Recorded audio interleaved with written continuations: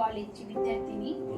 Sir, हा video आमच्या CIचा एक भाग आहे, जेणेकरून GSTचा कसा प्रभाव व्यावसायिकांवर पडतो त्याबद्दल आम्ही इन्फॉर्मेशन वेगवेगळ्या व्यवसायातील लोकांकडून घेत आहे. चांगला प्रोजेक्ट आहे. तर तुम्हाला या संदर्भात म्हणजे GSTच्या संदर्भात अजून तुम्हाला काही जाणून घ्यायचं असेल, बरोबर ना? ठीक आहे, काय हरकत नाही. GST लागू झाल्यावर तुमच्या व्यवसायातील किंवा तुमच्या पेशेवर काय परिणाम झाला? GST लागू झाल्यानंतर तसं व्यवसायावर परिणाम जर म्हटलं ना तर अनेक प्रकारचे परिणाम किंवा त्याच्यापासून फायदे किंवा त्याच्यापासून झालेले तोटे पण आपल्याला सांगतात. GST लागू होण्याआधी जी टॅक्स किंवा इन्कम टॅक्स किंवा कर जी प्रणाली होती ती अतिशय वेगळ्या स्वरूपाची होती, बरोबर आहे. आता ज्यावेळेस GST आलं तर GST आल्यानंतर त्यामागे शासनाचा म्हणजे त्याच्यामध्ये सेंट्रल गव्हर्नमेंट असेल, स्टेट गव्हर्नमेंट असेल, याचा एक दृष्टिकोन वेगळा आहे की जेणेकरून जो टॅक्स आपल्या व्यावसायिकांच्या मार्फत, व्यावसायिक छोटे असतील मोठे असतील यांच्या मार्फत जो व्यवसाय कर जातो तो कर शासनापर्यंत पोहोचला पाहिजे, बरोबर. आणि त्या कराच्या रूपाने शासनाला जो काही निधी मिळतो किंवा जो टॅक्स त्यांच्याकडे जमा होतो त्याच्यापासून जे काही लोकांच्या असतील किंवा समाजाच्या असतील, राज्याच्या असतील, शहरांच्या असतील, जे काही विकास ते करतात त्यासाठी त्या ठिकाणी ते विविध प्रकारचे वापरले जातात.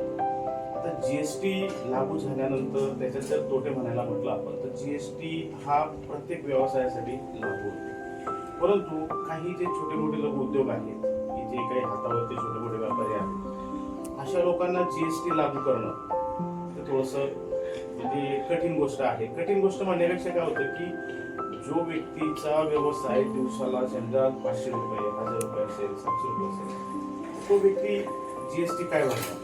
बरं, GST निर्माण करण्यासाठी किंवा तुम्हाला GST नंबर घेण्यासाठी सुद्धा एक प्रोसिजर आहे.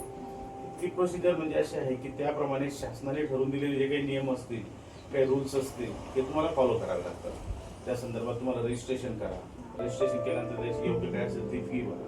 जर तुमचा व्यवसाय हा 500 1000 रुपयापासून सुरुवात होत असेल आणि त्याची जर टॅक्सची फी असेल 5000 आणि 7000 तर तो निश्चितच तुमचा एक म्हणजे काय होतं की जो उत्पन्नाचा भाग असतो हा त्याच्यापेक्षा निश्चित जास्त असतो. म्हणजे तो एक तोटा, एका प्रकारचा तुमचा तोटाही म्हणता येऊ शकतो की. आणि GST पासून तसे फायदे होतात की समजा इन केस तुम्हाला जसं तुम्ही काही गोष्टी परचेस करतात म्हणजे तुमचा व्यवसाय जरी छोटा असला तर त्या व्यवसायासाठी लागणारी जी सामग्री असते ही तुम्हाला बाहेरून खरेदी घ्यावी लागते. आणि ती सामग्री ज्यावेळेस तुम्ही बाहेरून खरेदी करतात तर त्यावेळेस निश्चित तुम्हाला त्या व्यापारीकडून GST हा लावला जातो किंवा GSTचं बिल हे तुम्हाला दिलं जातं किंवा इन केस GST लावूनच तुम्हाला ते बिल दिलं जातं. परंतु कस्टमरला पण GST भरायचा असतो. परंतु काय होतं की तुमचा व्यवसाय हा जर छोटा असेल तर त्या व्यवसायासाठी ज्यावेळेस तुम्ही कस्टमरला ती सर्व्हिस देतात किंवा तुमच्या ग्राहकांना ती सर्व्हिस देतात तर निश्चित तुमच्या व्यवसायाचं जर दिवसाचं उत्पन्न हे 500 1000 रुपये एवढं असेल तर तुम्ही कस्टमरला तुम्ही GST लावून बिल देऊ नाही शकत. म्हणजे तुम्ही घेताना GST लावून घेऊ शकतात परंतु विकताना GST नाही लावू शकत. म्हणजे तुम्हाला तो नफा पण आहे तोटा पण आहे, त्याचे चांगले परिणाम पण आहेत आणि वाईट पण आहेत.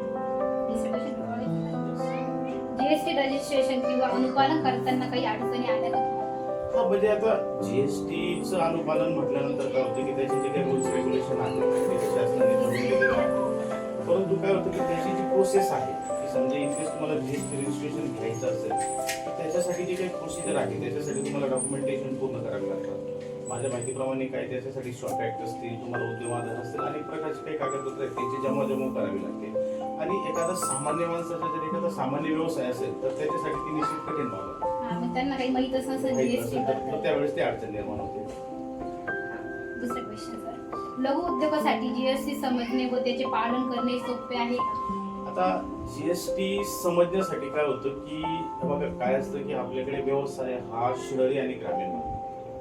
आपल्याकडे ग्रामीण भाग हा खूप मोठ्या प्रमाणात आहे आणि जे लोक सामान्य आहेत, सामान्य व्यवसाय करतात तर त्या लोकांचे शिक्षण हे तिथपर्यंत झालेलं आहे का हे निश्चित नसतं. दुसरी गोष्ट, आतापर्यंत जे लोक शिक्षित आहेत त्यांना सुद्धा तुमची टॅक्सची जी प्रणाली आहे अजून सुद्धा त्यांना समजलेली नाही. आणि GST तशी अवघड बाब आहे. GST जो हाताळतो जो करतो त्याला तो समजतो, परंतु काय होतं की जो सामान्य व्यक्ती एखाद्या छोट्याशा गावात राहतो आणि त्याचं छोटंसं दुकान असेल तिथं आणि जर तो GST भरत असेल तर निश्चित त्या संदर्भात त्याला त्यातली काही माहिती नसते. दुसरी गोष्ट याच्यामध्ये एक अडचण अशी येते की जीएसटीच्या संदर्भातले आतापर्यंत जेवढे पण काही फॉर्मॅट्स रूल्स रेग्युलेशन असतील हे सगळे इंग्लिशमध्ये आहेत.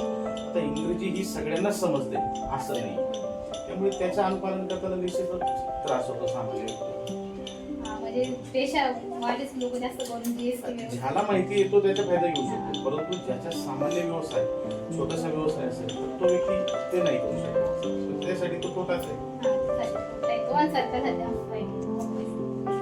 दुसरा क्वेश्चन, जुन्या कर प्रणाली व जीएसटी यामध्ये काही फरक जाणवतो का?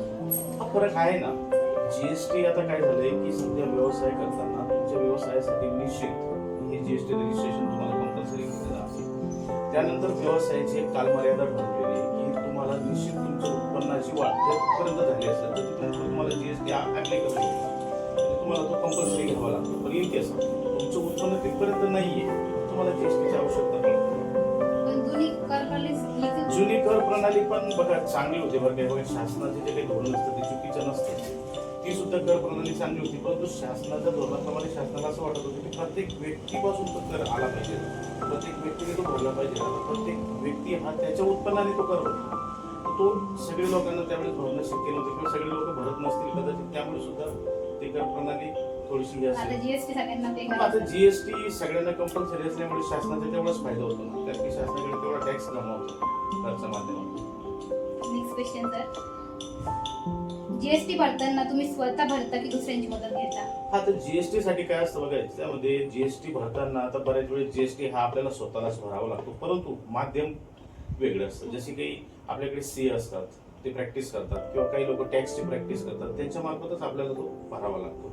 कारण की त्याचं काय असतं की जीएसटी भरताना त्याचं पुरेसं ज्ञान जर आपल्याकडे नसलं तर भरताना निश्चित अडचणी येतात, म्हणून आपल्याला त्या लोकांची मदत घेऊन त्यांच्या मार्फत तो भरावा. तुम्ही स्वतः भरता की दुसऱ्यांची? हा आम्ही दुसऱ्यांकडूनच भरून घेतो, जे अकाउंटचे काम पाहतात त्यांच्याकडून आपण भरून घेतो. Next question sir, input tax credit मिळवताना काही अडचणी येतात का? हो निश्चित येतात ना. मी आता तेच सांगितलं ना की याच्यामध्ये जे सामान्य जे ज्ञान असतं ना की समजा इन केस टॅक्सच्या संदर्भात जर तुमचं नॉलेज असेल तर तुम्हाला निश्चितच त्याचं काय असेल ते रूपरेषा आखून तुम्हाला त्या पद्धतीने तो पेड करता येतो किंवा भरता येतो.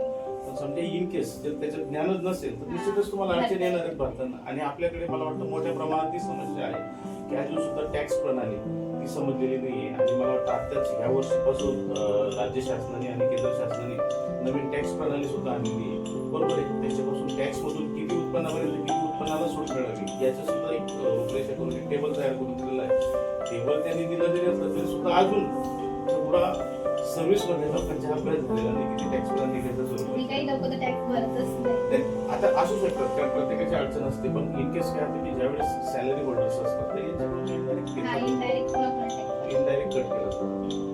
नेक्स्ट क्वेश्चन सर, सरकारने जीएसटी प्रणाली यामध्ये काही सुधारणा करावी अशी तुमची अपेक्षा आहे? हा सुधारणा याच्यामध्ये असं वाटतं की शासनाने जीएसटी कर प्रणाली जी आता प्रत्यक्ष कर आपला उत्पन्नाच्या मर्यादेत फिक्स केलेली आहे की बाबा तुमचं उत्पन्न जरी तुम्ही इथपर्यंत गेलं असेल तर तुम्हाला ती कंपल्सरी आहे, तुम्हाला ती घेणं अनिवार्य आहे. परंतु तसं न करता शासनाने जर त्याच्यामध्ये जे व्यवसाय आहेत या व्यवसायाचे जर भाग किंवा टप्पे ठरवले की बाबा हा व्यवसाय कुणाचा आहे कशा पद्धतीचा. एखादा समजा उदाहरण म्हणून आपण घेतलं की एखादं छोटंसं चहाचं दुकान आहे किंवा एखादं भेळची दुकान आहे, साधारणतः यांचा सामान्य व्यवसाय किती 1000, 3000, 2000 रुपये, परंतु त्याच्यासाठी लागणारी एनर्जी त्यांना तेवढीच लागते. आता समजा जर ते 2000 रुपयाच्या वस्तू विकत असतील त्याच्यासाठी त्यांना खरेदी सुद्धा 1000-1500 रुपयाची करावीच लागते. त्यातून एवढं उत्पन्न त्यांना मिळत नाही की त्याच्यातून ते टॅक्स भरू शकतात. तर शासनाला असं वाटतं की असे जे काही छोटे मोठे व्यवसाय आहेत की ज्यांचं उत्पन्न हे दिवसाला 2000-5000 पेक्षा कमी आहे अशा लोकांना त्याच्यातून 100% सूट दिली पाहिजे. आणि जॉबवाल्या लोकांना पण नसेल तेवढं कष्ट करून काम करतात त्यांना दिली पाहिजे ना. हो हो. आता तसं जर पाहायला गेलं तर जीएसटी म्हणजे अनेक स्वरूपात. आता समजा इन केस मी एक सर्व्हिस होल्डर आहे, इन केस समजा मी माझे 2 पैसे वाचवले की माझे त्याच्यामध्ये पीएफ असू शकतो, जीएफ असू शकतो, बरोबर आहे. उद्या मी रिटायर झाल्यानंतर तो पैसा जर मला मिळाला आणि जर मी त्या पैशांना डिपॉझिट करायचे ठरवलं किंवा त्याचे फिक्स डिपॉझिट करायचे ठरवलं किंवा पावत्या करायच्या काहीतरी आपण मी ठरवलं की बाबा हा माझा पैसा मला सेव्हिंग करायचा, अशा पैशावर सुद्धा जीएसटी आकारला जातो इन केस. म्हणजे ती जी काही मर्यादा आहे ती अडचणीचीच आहे. सर म्हणजे एज्युकेशन सेक्टर मध्ये आमच्याकडून सर जीएसटी घेतला जातो. 100%. हो चालेल सर तुम्ही खूप भारी इन्फॉर्मेशन दिली आम्हाला जीएसटी बद्दल आणि तुमचा वेळ काढून आम्हाला तुम्ही जीएसटी बद्दल कन्सेप्ट क्लिअर केली